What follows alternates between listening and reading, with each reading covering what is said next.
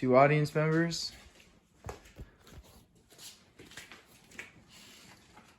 I was 9 years old when I finally stood up and rode my first official wave for the first time.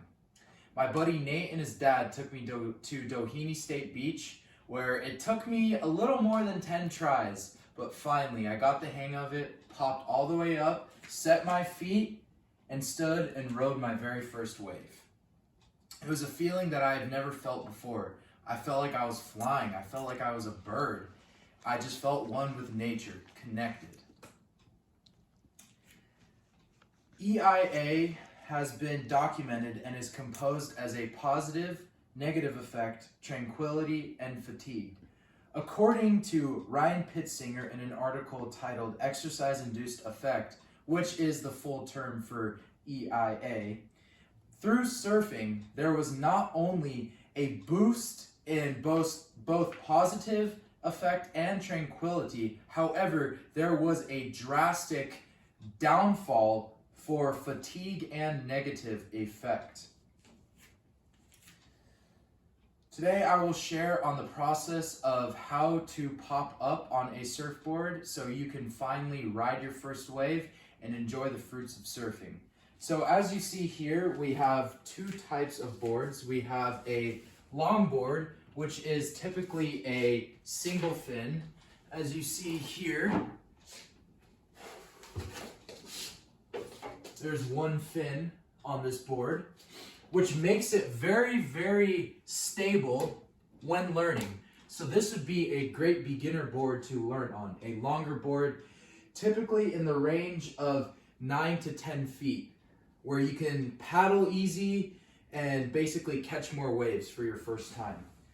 Now here we have a fish, which is a shorter board as you see, about 6 foot. There are two fins on this, therefore it is called a twin fin, which makes it very loose and almost skateboard-like. So this board would be ridden for bigger waves, something with a little more power, and typically ridden by intermediate to professional surfboards riders. So those are two of my favorite boards that I would ride every day when going out, depending on the type of wave that I'm surfing. So now the different types of waves, there is a point break, which is more of a mellow, rolly wave, where it is a lot easier to catch and learn how to stand up on because there's not much power. Therefore, you can kind of take your time and figure your way around paddling and just feel comfortable on your board. So a longboard would work really well in a point break type of wave. Next, we have a reef break, which is typically seen in Hawaii, Bali, the Mentawai Islands.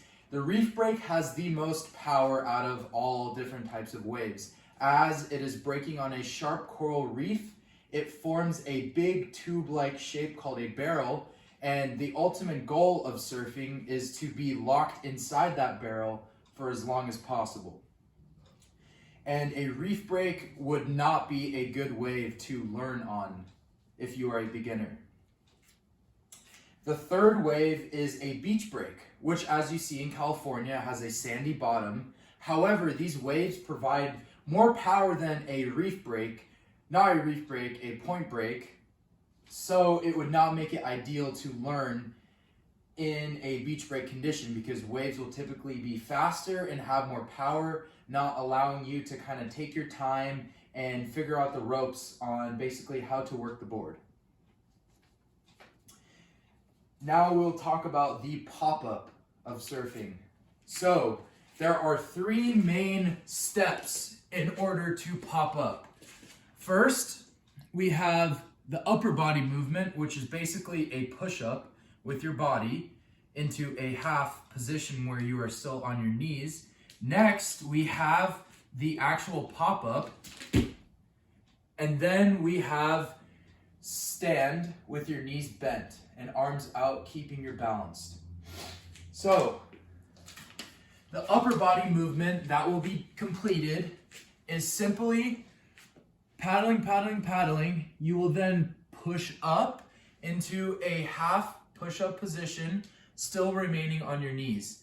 Next, if you are goofy foot, which means that your right foot is in front and you are facing towards the left, that means your goofy foot. If you are regular, you will have your left foot in front and your right foot in the back, facing the right. So, depending if you are goofy or regular, I'm regular. You're gonna push up into that half push-up position, and then, since I'm regular, I will take my left foot first, go up, and push up into a bent position.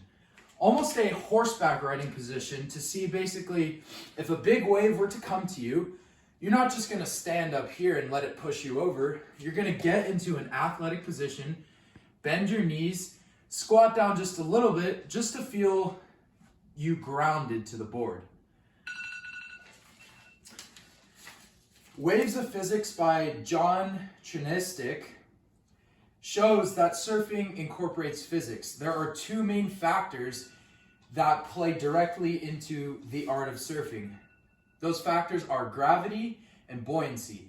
Gravity is what keeps you locked onto your board and basically grounded to the board itself. Buoyancy is what keeps you afloat. The buoyancy in the water helps you stay above the water in order to surf. So, the three main steps, again, push up, half push-up position. If you're goofy, right foot forward. If you're regular, left foot, up, squat. Horseback riding position.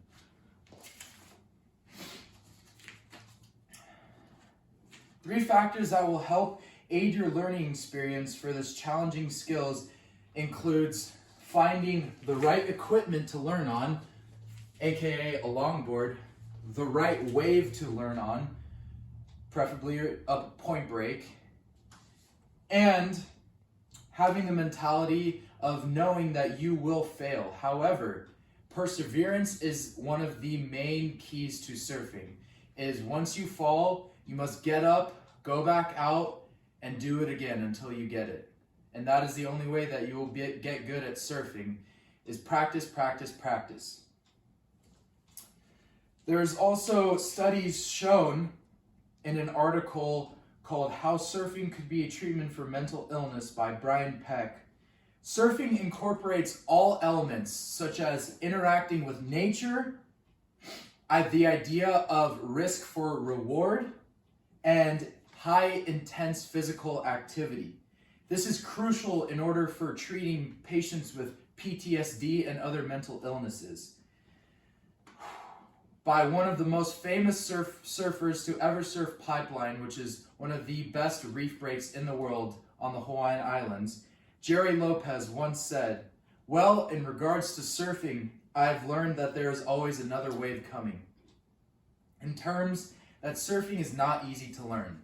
You will fail. However, the more times you try and the more committed you are to accomplishing the goal of riding a wave, the happier you will be. And the most important part is have fun and smile. Thank you. My name is David Laboida.